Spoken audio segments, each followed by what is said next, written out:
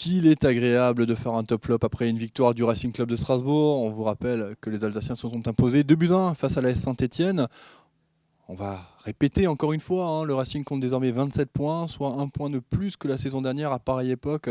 C'est quand même presque inespéré, hein, quand on voit le début de saison des Strasbourgeois avec le match, notamment le match nul, hein, face à Metz, défaite à domicile face à Rennes, la fessée du reçu du côté de Brest, 5-0.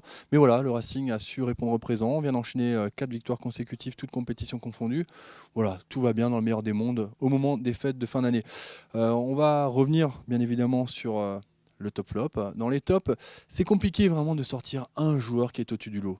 On va mettre, parce qu'il a 2 passes décisives à son actif, Anthony Cassi, gros retour, hein, de l'arrière-gauche strasbourgeois, avec cette défense vraiment polyvalente, défense à 4, défense à 5. D'ailleurs, le défenseur strasbourgeois remercie encore une fois Thierry Lauré pour son management, pour sa façon de gérer le cas du joueur. Donc voilà, Titi, parce que 2 passes décisives, on ne peut pas le mettre dans le top. Ensuite, en top, on va mettre Adrien Thomasson. Thomasson qui a posé d'énormes problèmes, qui se place entre les lignes, hein, vraiment. On le voit sur le pressing offensif du Racing, le jeu sans ballon, il vient toujours empêcher les relances des adversaires. Moi, c'est vraiment un sacré coup de cœur de ce joueur parce que finalement, on a l'impression qu'il est sous-coté et il est là, il fait le taf, il met un deuxième but voilà, imparable face à Ruffier. 100% pour Adrien Thomasson. Ludovic Ajorc devant, il a aussi mis un but sur un centre tendu, donc le premier centre de Anthony Cassi. Il effleure de la tête juste ce qu'il faut. Ludovic Ajorc, il pèse énormément, il pose de gros problèmes aux défenseurs adverses. Voilà, encore une fois, le coup de cœur de la soirée. Et puis on termine avec Alexandre Djikou, qui a encore une fois évolué dans ce poste de sentinelle en 6. Alors n'allez pas poser la question à Thierry Lauré de savoir si c'est une chose qu'il faut continuer, une chose à persévérer.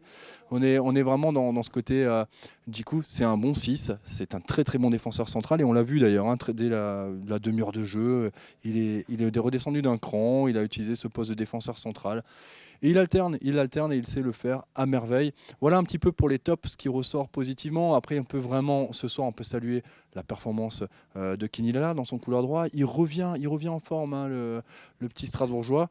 Voilà, à ce niveau-là, il n'y a pas grand-chose à redire. Au niveau des flops, il est sorti à la pause. Alors Thierry Lauré évoque une petite blessure. C'est Lebo Motiba qui a été remplacé par Nuno da Costa. Lebo, je l'ai trouvé vraiment à contre-temps. Souvent, Anthony Cassi avait le ballon dans le couloir droit et il avait la possibilité de lancer l'attaquant.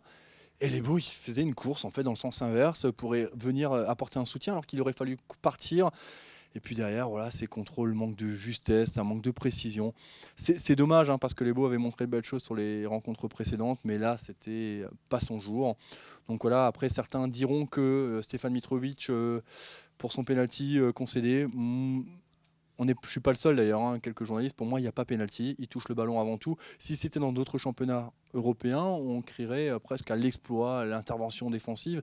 Mais voilà, dans le championnat de France, on va souligner le fait qu'il a emmené un petit peu tout. D'abord le ballon, mais le joueur avec, et il y a eu pénalty. Voilà, encore une fois, on va s'acharner sur un Mitrovic qui ce soir a tenu la baraque et qui vient surtout sauver, parce qu'il faut le souligner, devant Beric, l'égalisation à quelques instants de la fin. Voilà, c'était le top flop. Pour celles et ceux qui ne regarderont pas l'émission de lundi soir, on vous souhaite à toutes et tous de très belles fêtes de fin d'année.